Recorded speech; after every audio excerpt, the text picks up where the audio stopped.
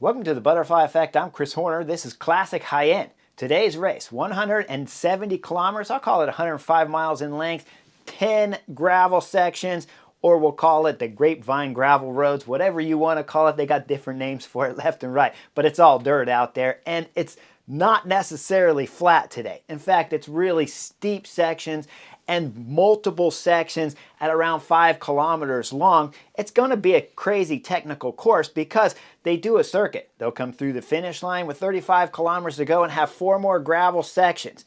But when the cameras come on, it's 80 kilometers to go, and we see there's a breakaway of 7 riders up front. Those 7 riders got a 3-minute gap, and behind we see it's AG2R Decathlon back there pulling on the front. Now, what are these guys doing? Well, first off, they're on the front because there's a lot of gravel stone sections coming up, so they're trying to keep their guys into good position. Now, let's back the cameras all the way up into the riders' meeting, though, because when you look at today's race, with only 90 riders starting, just there under, and 4 quality teams. VISMA Lisa Bikes here with the big guy, Wout van Aert. UAE Team Emirates are here with Brandon McNulty. Ineos are here with Egan Bernal and AG2R. Those are the 4 big teams starting this one-day semi-classic, let's call it, down in Spain. But with only 4 big teams here, that means if you're one of these 4 big teams, you got to look after these other 3 guys. So if you're here, you got to look at these 3. If you're here, you got to look this way and that way. But if you're Wout van Aert Visma Lisa Bikes team, well, you only have to make sure you keep one other World Tour team with you. UAE Team Emirates, for example, AG2R Decathlon, or Ineos. You just have to have one of them with you. And you got the big guy, Wout van Aert, that can win the sprint. Doesn't matter if he has top form. Wout van Aert doesn't have to come in here with the best form. Visma Lisa Bike make this mistake with Wout van Aert all the time because he is a sprinter too. Now, when guys are classic guys, they always think about, like, I have to attack. I got to go up the road. I got to blow this race up into pieces. You don't have to blow it up if you're Visma Lisa Bike because you got 3 other teams that have to blow it up to get rid of Wout van Aert. Well, the cameras come on, like I told you. We see AG2R Decathlon back there driving it, and we're coming into the first of the gravel stone sections here, Sector 2. We'll see the break of 7 blowing up in pieces all over the place, and we end up being left with 2 riders up there. That's Hulin up there and Iban Ruiz up there. Now, with these 2 riders going full gas, let's go further back down as the peloton starts this section. Because once they do, you see the 3 major teams on the front. UAE Team Emirates, Visma Lisa Bike are certainly at the front for sure, but Wout van Aert's a little bit MIA. If I back the film up a little bit, he was at the back of the peloton. But remember, again, the peloton's only 90 riders. At this moment, it's going to be even smaller, and the big guy's got a lot of power and probably can put himself in the good position when there's only 90 riders. So as it starts to thin out the peloton back there, we see with Visma Lisa Bike on the front, and that's Sepp Kuss. Thies Benoot has been up there at the front, and Ben Tulet's been at the front, but Wout van Aert's about 20th spot back. When we look at that, that's not the perfect position, but it's not a bad position because you got teammates up there. But they're riding the front. Ride some steady tempo, no problem, but it looks like they're really starting to blow this thing up.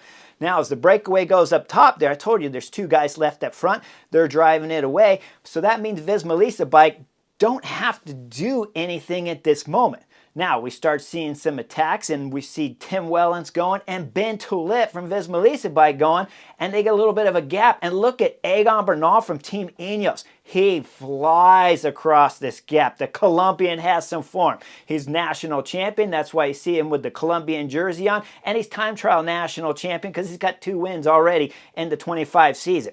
As he bridges it across, the gap there to the 2 riders up front that are threat on winning today's race, that kills this move, and it brings it all back together. But the speed's been going really fast, and the peloton's down to about 30 guys.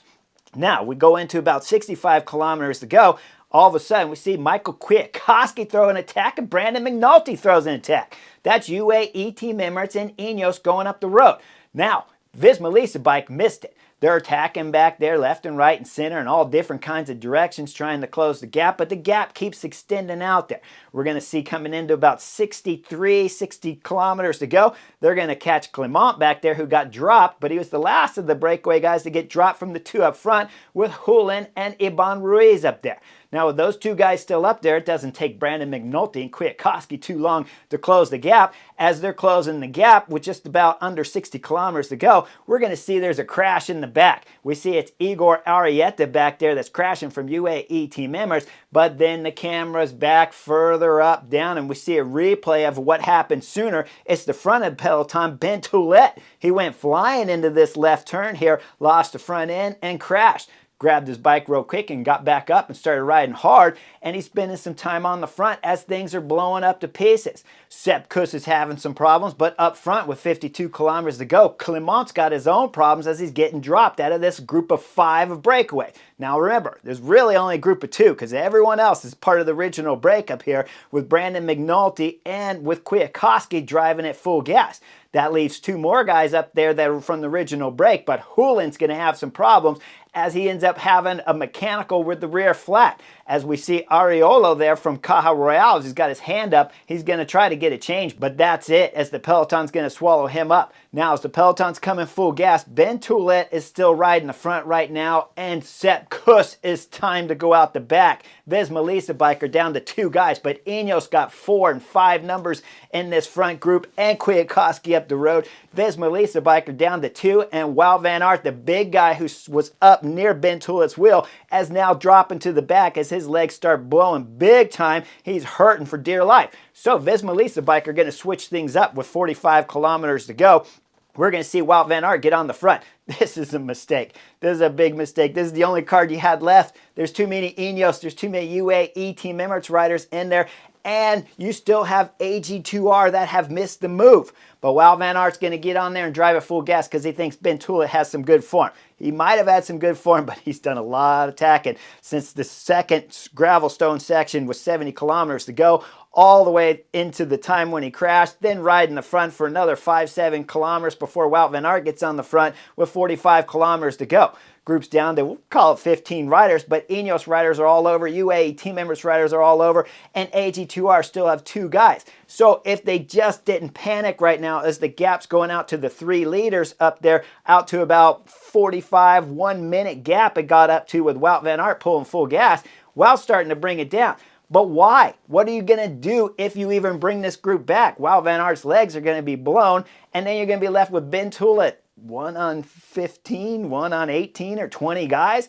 How are you going to win this? There is no way to win it. Well, we see the 3 riders up front. They're coming through the finish line here with still, we'll call it a 30-second, 40-second gap, as Wout van Aert's legs clearly aren't that bad because he's bringing back time on Brandon McNulty and Kwiatkowski up there. Iban Ruiz is racing intelligently. The Spaniard is just sitting on there for dear life, holding on to the 2 riders in front. Now we see as Wout van Aert goes through the start-finish line with the whole group strung out, Ben Toulet, VISMA Lease Bike's on the back there. He's not looking all that sharp to me at this moment, and we still got 35 kilometers to go and bad odds for VISMA Lease Bike. Well, Wout van Aert pulls a little bit longer, and then he pulls off after 15 kilometers of monster pulling on the front. Once he pulls off, we see up front the 3 riders. Well, the group behind is just right there in the picture, and Ben Toulet's on the front. Once the motorcycles move out of the way and some jostling of the camera right there, we see 3 riders are going full gas. That's AG2R up there, Labros.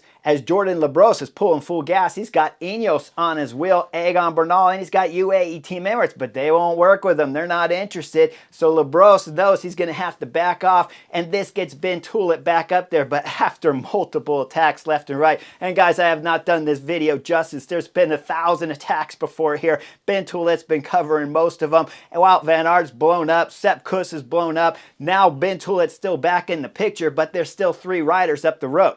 We're coming into the 9th gravel stone section as we see Brandon McNulty with 15 kilometers to go raises his hands. UAE Team Emirates riders got a problem right now, and this is going to have catastrophic repercussions for UAE Team Emirates behind. As we see Brandon McNulty and the Shimano motorcycle come up right behind him, he realizes he's got to stop because he's got a rear flat. As he stops, guess what? Iban Ruiz up front, he loses it. He's been sitting on perfectly. Ace tactics. Now he starts pulling with Michael Kwiatkowski because it's looking ideal for him, right? Well, Kwiatkowski gets a little bit of help. Back there, Brandon McNulty's getting absorbed up from the group back there. And then we come into about 12 kilometers to go. So we see the front group of 2 right there. Iban Ruiz on the wheel of Michael Kwiatkowski starting this super steep section still on section 9. Once they go through the right, come out the left, they start going up the climb. Then we look at the peloton behind. It's Del Toro on the front flying into this ride.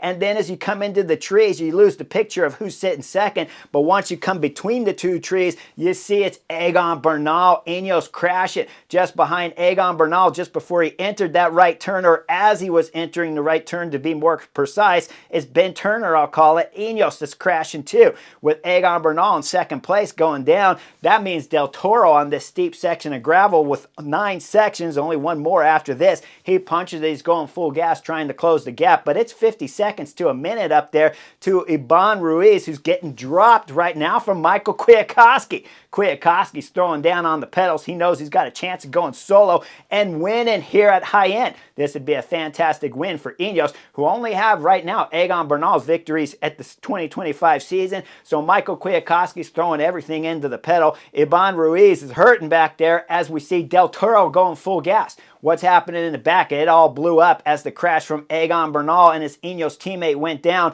Now we start seeing there's 5, 6 guys back there that are trying to close the gap to Del Toro, but Del Toro's got some kind of legs. Can he close the gap? I don't think so, because Michael Kwiatkowski's looking good too.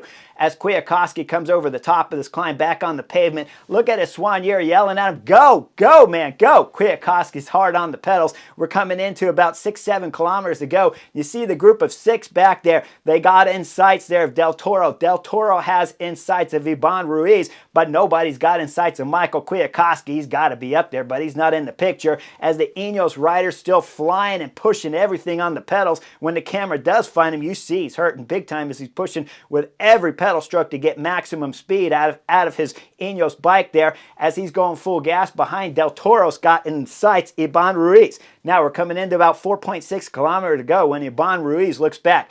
A smarter rider right here would have eased off the pedal when you got on the pavement and jumped onto the back wheel of Del Toro and tried to recover. But as Del Toro catches him, Iban Ruiz looks like he's still got some form. He throws out the little hand signal there as he's telling Del Toro, I'll work with you, I'll work with you. Del Toro pulls through, does a solid pull, and then Iban Ruiz comes through. When we look up at the last gravel section starting, though, we'll see it's Michael Kwiatkowski still got a gap behind Iban Ruiz. Paid for that work with Kwiatkowski when he got dropped. Now he paid for the work of working with Del Toro as he's getting dropped again. But Michael Kwiatkowski's coming into 1.2 kilometers to go. As he passes under the Flamme Rouge there with 1K to go, you know he's going to win today's race, because the only guy back there is Del Toro. We go back up to Kwiatkowski as he's coming into the final few hundred meters. He'll give a look back over his shoulder. Once he comes into about 25 meters to go, he sits up and celebrates a big victory here from Michael Kwiatkowski and Team Ineos at the early part of the 25 season here at high end. Second back there is going to be Del Toro riding across the line. Third's going to be Iban Ruiz. Tip of the hat, man, in the break all day and managed to stay with a couple of the best riders in the world all the way to get round out a podium here. Behind, when we start looking at the finishing results, well, we see it's a sprint back there, and Jordan Labousse there for AG2R rounds out a 4th spot here, top 5 as he wins the sprint, coming in for 4th. Now, what happened when we start looking at Visma Lease bike? Their top rider, Ben Toulet, got in the top 10, 9th if I remember correctly, but it's not really a great result. How should you have played today's Classic at high end? Well, as I told you, Visma Lease bike always going with Wout van Aert, trying to be aggressive and blow stuff up. You don't have to blow things up when you got one of the greatest sprinters in the world on your team and he can climb. Is he on 100% form? Probably not. He says in his interview afterwards that they got behind the attacks and then they spent time chasing. Actually, big guy, you didn't get behind the attacks. You guys were doing the attacks. That got you behind the attacks. Then you went to the front and chased. Instead of having Ben Toulet chasing the whole time, have Ben back the pedal off just a little bit. Sepp Kuss could have stayed on a little bit longer, did some pulling, got you a little bit closer, and probably you could have bridged across the gap through section 9. I would almost guarantee you probably could. Or they bring it all back together and they hold it together for you, because guess what? AG2R Decathlon missed the move too. So if Sepp Kuss and Ben Toulet need some help, AG2R had 3 guys in that group. They had 2 at the finish. They had 1 that finished top 5. So for sure they're going to put someone on there. You roll steady tempo the whole time. You bring back the group of 3 up there being led by Michael Kwiatkowski and McNulty, and you keep it steady and you bring them back late. And Wout van Aert, you win the sprint. You might have to cover a couple moves and a couple of tacks going up section 9. That's a high possibility because their Ben Tulet's legs might have started to blow. AG2R's legs might have started to blow. Sepp Kuss legs probably would have blown because we saw him blow in today's race for sure. So you might have had to do something on section 9, but that would have been better odds than trying to light things up all the way on section 2, dropping Thies Benoot early in the race when he was still there on section 2. You could have just kept it steady, easy. There was a breakaway up there that had no reason to get brought back that early. Instead, Wout van Aert blew his legs up. VISMA Lease bike gave up high end, I think, wrongly in their tactical decision. Just like I said last year at Classica High End, they let Sepp Kuss and Jan Tratnik go up the road, not help Wout van Aert. Well, here, Wout van Aert got on the front and rode for Ben Tulet. What was going to happen when Ben Tulet's up there all by himself? 5 Ineos riders and 4 or 5 UAE Team Emirates riders. That was a no-win situation. I didn't like the tactics from VISMA Lease bike, but Michael Kwiatkowski, did I like your ride? Absolutely. You rode fantastic. And afterwards in your interview, you said the team had the numbers. You did some hard training and your family sacrifices in the early season to come into these first races in top form. Tip of the hat, fantastic win right here. When we think about Egan Bernal, ooh, the Colombian broke his collarbone in that crash. Hopefully they'll get that plated. He won't miss much training. Personally, he said he loved the way his legs felt today. And guys, I left off a ton of attacks from Egan Bernal where he was exceptional flying across the gaps. The Colombian has some exceptional form, there's no doubt about it. So hopefully the Colombian can get that collarbone fixed up and repaired quickly so he can stay back up on the bike training, and hopefully we see him still at the Giro d'Italia later in the 25 season. Now VISMA Lease bike, come on guys. Wout van Aert, just get him to the finish line closer and you know he can win. Once you get deeper in the races, everyone's legs become a little bit more tired and you just got to control the race.